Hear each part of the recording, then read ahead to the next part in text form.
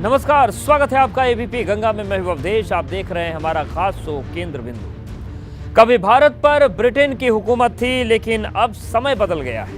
भारत पर हुकूमत करने वाले ब्रिटेन पर भारतवंशी का राज है। भारत पर राज करने वाले ब्रिटेन ने भारतवंशी ऋषि सुनक को सत्ता की कमान सौंपी है, जो भारत के लिए गर्व का विषय है। लेकिन हमारे देश में गर्व के इस क्षण पर भी सियासत की मुनादी पीटी जा रही है। ब्रिटेन के प्रधानमंत्री बनने वाले ऋषि सुनक वहां के अल्पसंख्यक हिंदू समाज से आते हैं और इसी अल्पसंख्यक शब्द को आधार बनाकर हिंदुस्तान के सियासी सुरमा अल्पसंख्यक प्रधानमंत्री का ढिंढोरा पीट रहे हैं। किसी को मुसलमान प्रधानमंत्री चाहिए, किसी को हिजाब वाले प्रधानमंत्री चाहिए, किसी ने दलित प्रधानमंत्री का अरमान पाला है। ब्रिटेन में ऋषि सुनक के प्रधानमंत्री बनने के बाद से ये चर्चा सियासत के केंद्र बिंदु में है और एक सवाल भी कि क्या सियासत में प्रधानमंत्री का धर्म या जाति बड़ी है या फिर समाज और देश का विकास। 2024 में होगा अल्पसंख्यक वाला खेला। एम फैक्टर बनेगा तुरुप का इक्का या चलेगा माया का डी वाला सिक्का। प्रधानमंत्री पद की रेस अब क्या करेंगे अखिलेश? साल 1947 में जब ब्रिटिश संसद में भारत की आजादी की चर्चा होती तो द्वितीय विश्व युद्ध में ब्रिटेन को जीत दिलाने वाले तत्कालीन प्रधानमंत्री विंस्टन चर्चिल कहा करते थे कि भारतीयों में शासन की शक्ति नहीं है। लेकिन वक्त बदल गया। ब्रिटेन की अर्थव्यवस्था हिल चुकी है तो ब्रिटेन ने भारत के ऋषि को सत्ता की कमान सौंपी, जो ब्रिटेन की आर्थिक सुस्ती के हालात से निकालकर विकास के पथ पर ले जा सके। पिछले 75 साल में वैश्विक सियासत 360 डिग्री घूम गई, लेकिन भारत के राजनीतिक रणबांकुरों को इस पर गर्व करने के बजाय सियासत नजर आ रही है। वो सियासत जिसने देश के विकास को नहीं बल्कि प्रधानमंत्री के धर्म और जाति को चर्चा के केंद्र बिंदु में ला दिया है। चर्चा के केंद्र बिंदु में एक सवाल यह भी है कि विपक्ष के तमाम दलों के अल्पसंख्यक वाले दांव ने अखिलेश यादव के लिए चुनौती बढ़ा दी।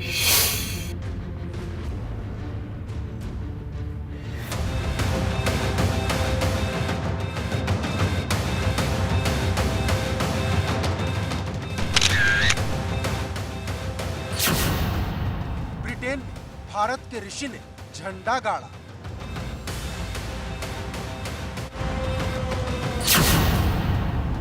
देश की सियासत में अल्पसंख्यक अखाड़ा।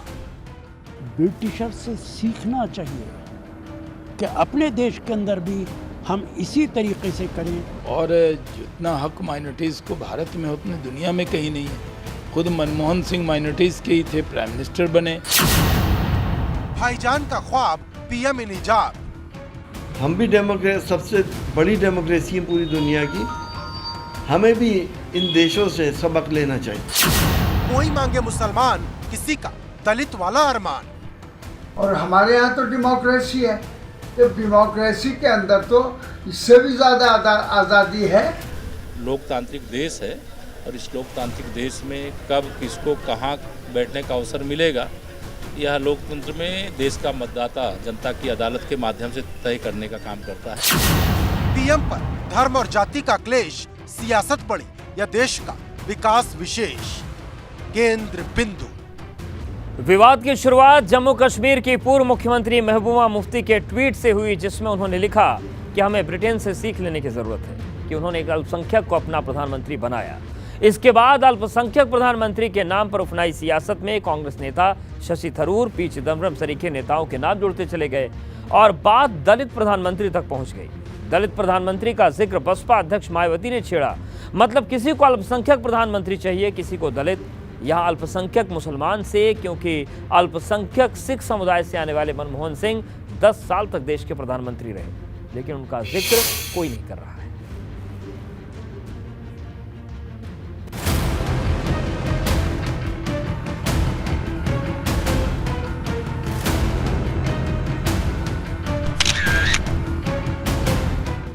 ब्रिटेन में ऋषि राज के आगाज पर देश की सियासत में विषाद उस छोर तक बिछाई गई है जिसका रंग और ढंग प्रधानमंत्री का धर्म और जाति ढूंढता है। ब्रिटेन में ऋषि सुनक की ताजपोशी पर अल्पसंख्यक का तराना, सीएए और एनआरसी का फसाना और दलित प्रधानमंत्री का बहाना सियासत के केंद्र बिंदु में है।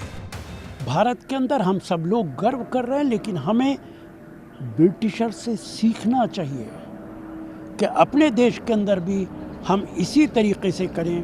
क्या आज भारतीय जनता पार्टी के नेता सोनिया गांधी को प्रधानमंत्री मानने के लिए तैयार हैं?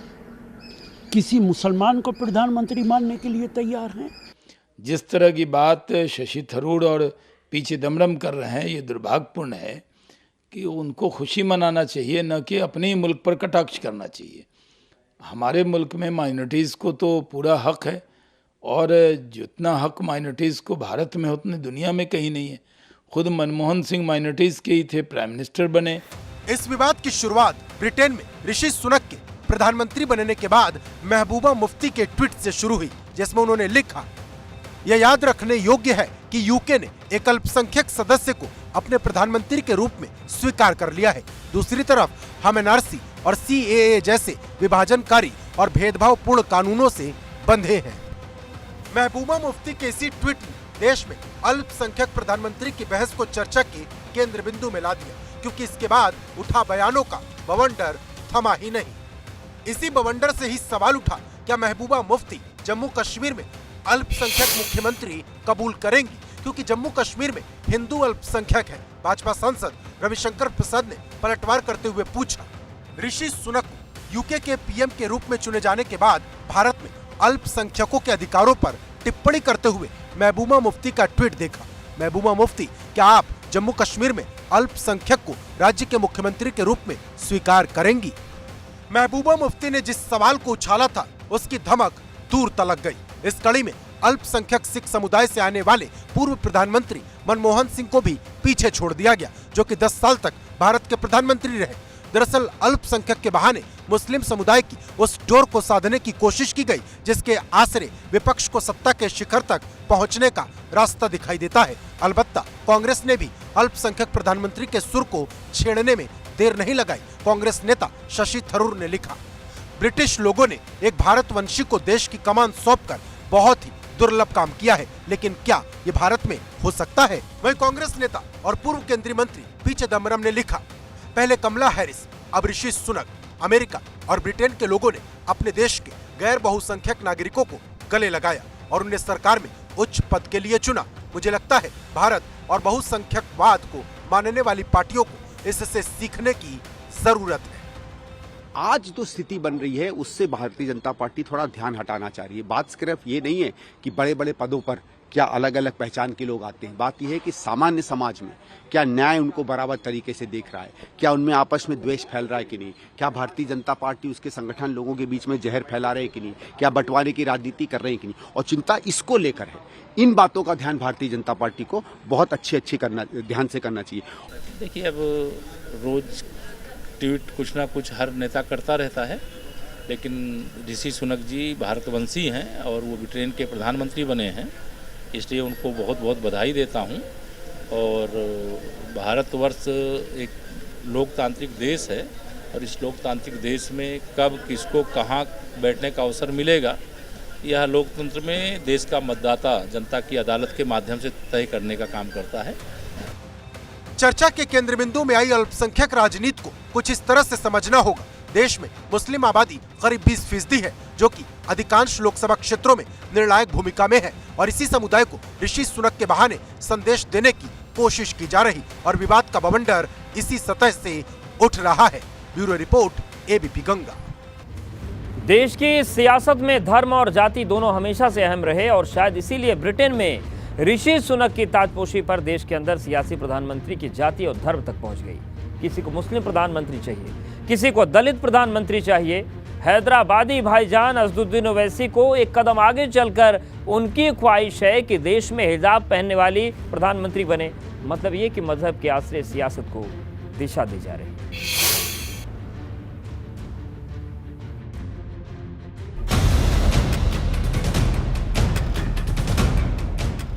मजहब के नाम पर अल्पसंख्यक सियासत की ये मुनादी है और राजनीति के निशाने पर मुस्लिम आबादी है। हैदराबादी भाईजान की जुबान पर अल्पसंख्यक का नाम है और ख्वाहिश प्रधानमंत्री के पद पर मुसलमान है। तो उसका नाम असदुद्दीन ओवैसी और असदुद्दीन ओवैसी खुद को मुस्लिमों का रहनुमा बताने के लिए कोई मौका नहीं छोड़ते। इस बार भी उन्होंने ऐसा ही किया। अल्पसंख्यक प्रधानमंत्री का सुर सियासत में पहले से सुनाई दे रहा था, तो असदुद्दीन ओवैसी ने इसमें एक नया कलाम जोड़ दिया। अल्पसंख्यक प्रधानमंत्री की सियासत को हिजाब की ओर मोड़ दिया। मैं तो बोला कि इंशाल्लाह मेरी जिंदगी में या मेरी जिंदगी के बाद एक हिजाब पहनने वाली बच्ची भारत की प्राइम मिनिस्टर बनी। यूं तो भारतीय संविधान के मुताबिक हर एक नागरिक को प्रधानमंत्री बनने का अधिकार है, लेकिन प्रधानमंत्री के लिए जरूरी मजहब नहीं बल्कि जनता का फैसला है कि वो किसे चुनती है। अब सुनिए कि जिस हिजाब को असदुद्दीन ओवैसी सियासत के केंद्र बिंदु में लेकर आए और प्रधानमंत्री का सपना दिखाया, उस पर हिजाब पहनने वाली महिलाएं क्या मानती हैं।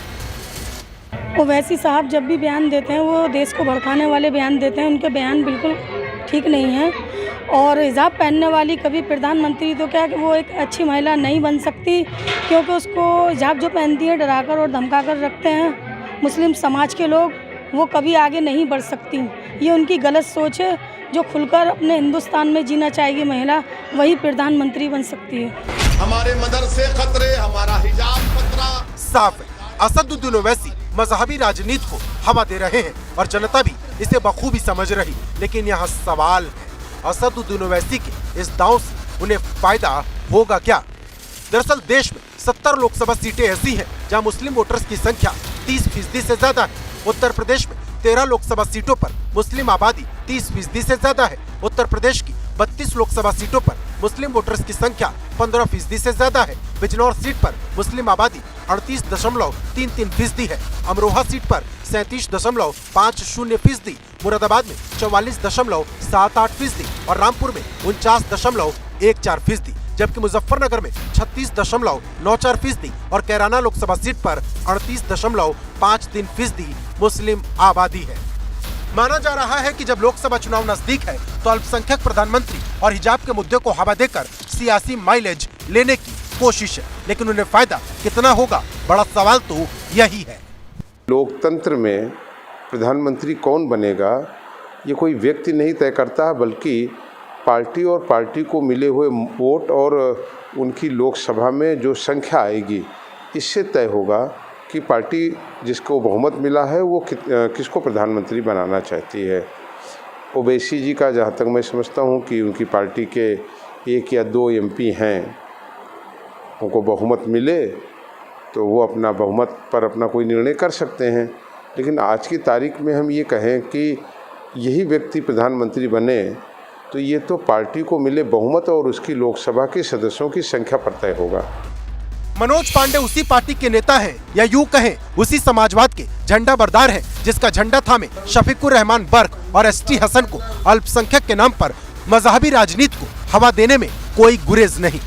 शफीकुर रहमान की भाषा जम्मू कश्मीर के मुख्यमंत्री महबूबा मुफ्ती से मेल खाती है, तो ST हसन को असदुद्दीन ओवैसी के हिजाब वाले ख्वाब में कोई बुराई नजर नहीं आती। मैं तो ये कहना चाहूँगा कि ये अच्छा काम हुआ है, सही है।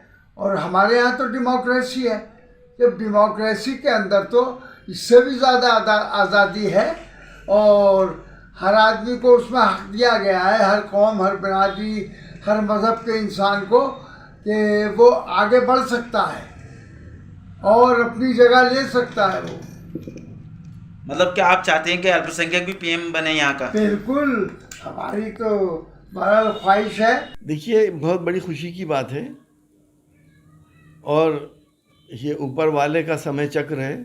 कभी वो हमारे मुल्क पे राज कर रहे थे, आज हमारे मुल्क का आदमी उन पे राज कर रहा है। और एक डेमोक्रेसी की खूबसूरती है, प्रजातंत्र की खूबसूरती है कि एक लायक आदमी को उन्होंने अपना प्रधानमंत्री बनाया। ये नहीं देखा कि वो अल्पसंख्यक समाज से है या उसका मज़हब कुछ और है। ये प्रॉब्लम्स हमारे देश में ज़्यादा हैं। हम भी सबसे बड़ी डेमोक्रेसी है पूरी दुनिया की, हमें भी इन देशों से सबक लेना चाहिए। जाहिर है, पार्टी कोई भी हो और नेता कोई भी हो, विपक्ष में मौजूद सियासत के तमाम सुरमाओं के केंद्र बिंदु में अल्पसंख्यक प्रधानमंत्री का सपना है, या फिर यूं कहें कि उन्हें यकीन हो चला है कि इसी रास्ते पर चलकर सत्ता के शिखर को छुआ जा सकता है। Bureau report, ABP Ganga. चर्चा के केंद्र बिंदु में सिर्फ अल्पसंख्यक प्रधानमंत्री नहीं, मायावती के ट्वीट ने चर्चा के केंद्र बिंदु में जाति को भिला दिया है। बसपा अध्यक्ष मायावती ने ट्वीट के जरिए अल्पसंख्यक प्रधानमंत्री की चर्चा में दलित शब्द को जोड़ दिया। उनका मानना है कि देश के प्रधानमंत्री के पद पर दलित होना चाहिए। मतलब ये कि सियासत के केंद्र बिंदु में आई अल्पसंख्यक सियासत में मायावती ने दलित वोटर्स की गोलबंदी का नुस्खा खोज निकाला। मायावती अल्पसंख्यक समुदाय यानी कि मुस्लिम को रिझाने के साथ ही दलित को साथ लाने की नीति पर काम करना शुरू कर चुकी है, और जो अखिलेश यादव के लिए चुनौती साबित हो सकती है।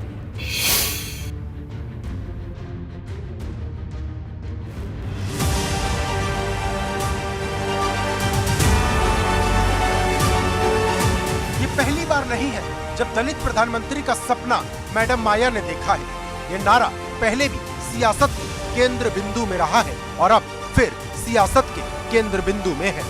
अगर कुछ अलग है तो सिर्फ इतना कि इस बार मायावती ने ट्वीट के जरिए तीर चलाया, दलित प्रधानमंत्री के सपने के जरिए दलित वोटर्स को लुभाया।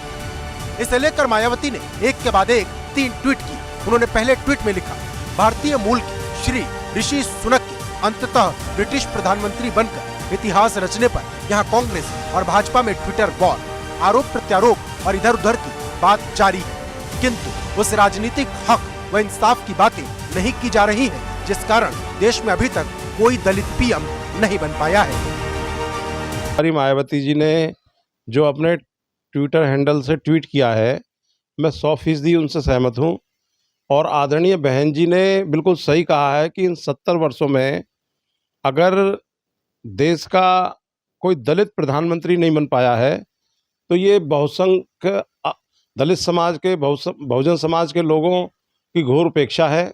और इस देश में दलित प्रधानमंत्री की आवश्यकता है। और मैं पुरजोर जनता से ये अपील करूंगा कि आने वाले 2024 के चुनाव में वो दलित प्रधानमंत्री के लिए वोट करें।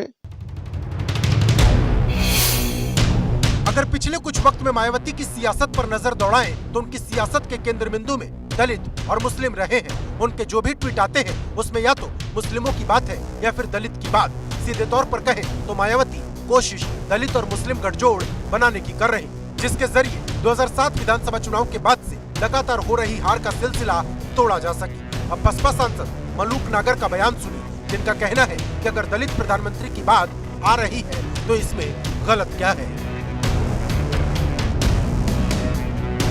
देखिए, मुझे तो ये समझ नहीं आता कि अगर दलितों को जब देश आज़ाद हुआ जब से और 1913 से जब से लेजिस्लेचर सिस्टम हुआ शुरू, पिछड़ों की और दलितों की कोई बात करता है तो आप लोगों को दिक्कत क्या होती है? 22-23% दलित हैं इस देश में, 56% इस देश में पिछड़े हैं, जिनमें जाट है, गुजर, यादव, पाल, सैनिक, कश्यप, सोनार, लोहार, कुम्हार व तमाम पिछड़ी जातियां और दलित। इनमें से बिल्कुल प्रधानमंत्री की बात होनी चाहिए। बहुत दबे कुचले रहे हैं ये लोग, और कुमारी बहन मायावती जी ने उठाई या देश में किसी ने भी उठाई ये बात, तो ये तो बहुत अच्छी है। पिछड़ों और दलितों में से प्रधानमंत्री जरूर बनना चाहिए। उत्तर प्रदेश की सियासत में दलित वर्ग को हमेशा से बसपा का कोर वोट बैंक माना जाता है, लेकिन ऐसा भी माना जाता है कि बीते वक्त में सत्ताधारी दल भाजपा इस वोट बैंक में सेंध लगाने में कामयाब रही और भाजपा लगातार दलितों को अपने साथ लाने की जुगत में है। ऐसे में मायावती की यह कोशिश बेहद अहम हो जाती है। वो अपने बिछड़े हुए वोट को वापस ले आए। हालांकि मुख्य विपक्षी दल समाजवादी पार्टी के नेता मनोज पांडे को ऐसा नहीं लगता कि मायावती की ये कोशिश कामयाब होने वाली है। उनके मुताबिक बसपा खत्म हो चुकी है। बसपा तो पार्टी खत्म हो गई है और उत्तर प्रदेश में खासकर जहां बसपा थी, बसपा के मतदाता ने इस बात को महसूस कर लिया और जान लिया है कि बहन जी वोटों की सौदागर हैं। बिना पैसा लिए किसी को टिकट नहीं देना, पैसे लेकर के ही जब राजनीति और पार्टी चलानी है तो उसका कारण ये हुआ कि जो निर्बल और गरीब मतदाता कभी बसपा में आस्था व्यक्त करता था, आज वो बसपा के साथ नहीं है। साल 2012 में हुए विधानसभा चुनाव के बाद से बसपा का जनाधार लगातार घटा है। उत्तर प्रदेश की राजनीति में भाजपा का लगातार मजबूत होना मायावती के लिए चिंता का विषय है। ऐसे में मायावती का दलित प्रधानमंत्री वाला दांव कितना फायदेमंद साबित होगा ये कहना मुश्किल है, क्योंकि सत्ताधारी दल भाजपा के पास इसका जवाब पहले से तैयार है। भाजपा का तर्क है, हमने दलित समाज से आने वाले रामनाथ कोविंद को राष्ट्रपति के पद तक पहुंचाया। मुस्लिम समाज से आने वाले एपीजे अब्दुल कलाम और अनुसूचित जनजाति से आने वाली द्रौपदी मुर्मू को देश के सर्वोच्च पद पर बैठाया। ऐसे में मायावती का दलित प्रधानमंत्री वाला दांव बेईमानी है। हमारी भारतीय जनता पार्टी ने वो काम किया है जो कभी बहन जी ने सोचा भी नहीं होगा, और तमाम राजनीतिक लोग जो कई वर्षों से लंबे समय तक इस देश को चलाते रहे, जिनका दायित्व तो बनता था कि वो दलितों के हिस्सेदारी दें, उनको सम्मान दें, उन्होंने नहीं दिया। लेकिन जब से देश की बागडोर आदरणीय देश के यशस्वी प्रधानमंत्री नरेंद्र मोदी जी के हाथों में आई है, तब से दलितों को भागीदारी और उनका सम्मान पूर्णतः सुरक्षित है और सर्वोच्च पदों पर उन्होंने दलितों को तरजीह दिया है। पिछले कुछ वक्त से मायावती ट्वीट के जरिए सियासत को साध रही हैं, विरोधियों पर हमला कर रही हैं। दलित प्रधानमंत्री वाला तीर भी मायावती ने ट्विटर के तरकश से ही चलाया। लेकिन एक लंबा वक्त हो चुका है जब मायावती जमीन पर उतरकर मोर्चा संभालती थी। ऐसे में भाजपा ने ट्विटर छोड़कर जमीन पर उतरने की चुनौती दे रही। रोज ट्वीट कुछ ना कुछ हर नेता करता रहता है, लेकिन ऋषि सुनक जी भारतवंशी हैं और वो ब्रिटेन के प्रधानमंत्री बने हैं, इसलिए उनको बहुत बहुत बधाई देता हूं। और भारतवर्ष एक लोकतांत्रिक देश है और इस लोकतांत्रिक देश में कब किसको कहां बैठने का अवसर मिलेगा, यह लोकतंत्र में देश का मतदाता जनता की अदालत के माध्यम से तय करने का काम करता है। देखिए, अभी कोई ऐसे मुकाबले ट्वीट से मुकाबले नहीं होते, जनता के बीच में जाना पड़ता है। हम लोग जनता के बीच में जनता की सेवा करते हैं। मायावती ने जिस सियासत को फिर से हवा दी है वो दलितों के दिल में जोश पैदा करने वाली है। लेकिन क्या ऐसा हो पाएगा? क्या मायावती का साथ छोड़कर जा चुके दलित समाज के वोटर फिर उनके पास लौट आएंगे? क्योंकि कहीं न कहीं ये सच है कि गैर जाटों के अलावा जाटों समाज का वोटर भी मायावती से दूर गया है। दलितों के सबसे मसीहा के रूप में स्थापित करने का सपना देखते देखते उनका सपना टूट गया, और दलितों की सेवा में जो हमारे देश के यशस्वी प्रधानमंत्री जी ने किया है वो सब कोई जानता है। जब से देश में बड़े पदों पर बनाने लायक भारतीय जनता पार्टी हुई, हमारे देश के यशस्वी प्रधानमंत्री जी हुए, तब से मैं देख रहा हूं कि दलितों की भागीदारी और दलितों का सम्मान इस स्तर का है जो शायद इससे पहले कभी नहीं हुआ। फिलहाल मायावती की कोशिश पुराने फॉर्मूले को अपनाने की है, दलित प्लस मुस्लिम कॉम्बिनेशन से सत्ता का रास्ता बनाने की है। लेकिन इस चर्चा के केंद्र बिंदु में सवाल यही है कि मायावती का यह प्रयोग कितना सफल होगा। Bureau report, ABP Ganga. अल्पसंख्यक मुस्लिम और दलित प्रधानमंत्री के बीच एक खबर और सियासत के केंद्र बिंदु में आ गई है। वो खबर है 2024 में होने वाले लोकसभा चुनाव में बसपा और AIMIM के बीच गठबंधन की। दोनों पार्टियों के बीच गठबंधन का धुआं संगम नगरी प्रयागराज से उठा है।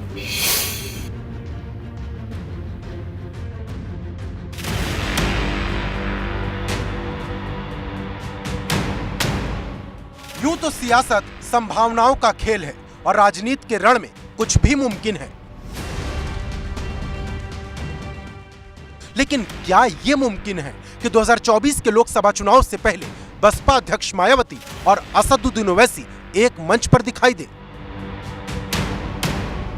ये सिर्फ सवाल नहीं है, सियासत में बनती बिगड़ती संभावनाओं के बीच उठते बयानों का ऐलान है कि दोनों पार्टियों के बीच गठबंधन होना चाहिए। बाहुबली अतीक अहमद की पत्नी और AIMIM की नेता शाइस्ता परवीन का मानना है, अगर ऐसा होता है तो बड़ा सियासी कदम होगा। आप ओवैसी की पार्टी की आप तो नेता हैं, आपने उनके साथ ओवैसी साहब के साथ कई जगहों पे आपने मंच शेयर किया है, भाषण दिया है, तो क्या ओवैसी का पैगाम लेकर आप मायावती से मिलें? नहीं, पैगाम लेकर नहीं जाएंगे, हम अपने से अपनी बात करेंगे और हम जो बात कहेंगे ओवैसी साहब मानेंगे। इतना भरोसा है? इतना भरोसा है। इस बारे में कभी ओवैसी साहब की कोई ना कोई सहमति तो होगी, आपको भरोसा होगा कि अगर आप इस तरीके की पेशकश करती हैं, बात करती हैं, तो वो उसको मानेंगे? और नहीं मानेंगे तो फिर आगे की पॉलिटिक्स, आगे की राजनीति जो है वो सांसद जी से बात करके बात करेंगे, देखेंगे। शाइस्ता परवीन के मुताबिक असदुद्दीन ओवैसी मुस्लिमों के सबसे बड़े नेता हैं और दलित वोटर मायावती के साथ है। शाइस्ता परवीन का दावा है कि उन्होंने इस बारे में असदुद्दीन ओवैसी से पहले भी बात की है और जल्द ही मायावती से मुलाकात करने वाली है। बहन मायावती जी के बारे में बात कर रहे थे, उनसे भी मुलाकात करेंगे हम और अगर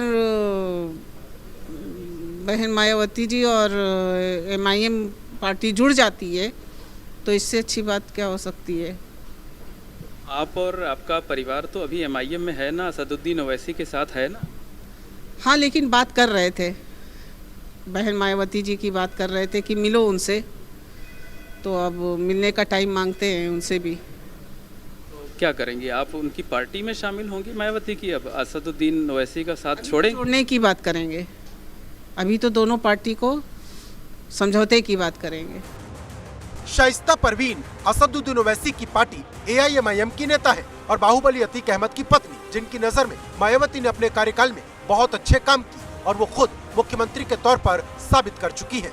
ऐसे में अगर गठबंधन होता है तो नतीजे बेहतर हो सकते हैं। हालांकि जब गठबंधन के बारे में बसपा सांसद मलूक नागर से बात की गई तो उनका कहना था इस बारे में उन्हें कोई जानकारी नहीं। ये कहीं से कोई कहां से झूठ चली, कहां से बात उठी, मुझे नहीं जानकारी, पर यह सच है, इस बारे में अभी मेरे सामने कोई जानकारी पार्टी में यह अभी आई नहीं है। जाहिर है दोनों पार्टियों के बीच गठबंधन की संभावनाओं का मुद्दा चर्चा के केंद्र बिंदु में जरूर है, लेकिन अब तक कोई आधिकारिक पहल नहीं हुई और जब तक आधिकारिक तौर पर दोनों पार्टियों के नेता साथ नहीं आते तब तक बसपा और AIMIM के बीच गठबंधन की संभावनाएं तलाशना जल्दबाजी होगी। Bureau report ABP Ganga. और केंद्र बिंदु में आज के लिए फिलहाल इतना है।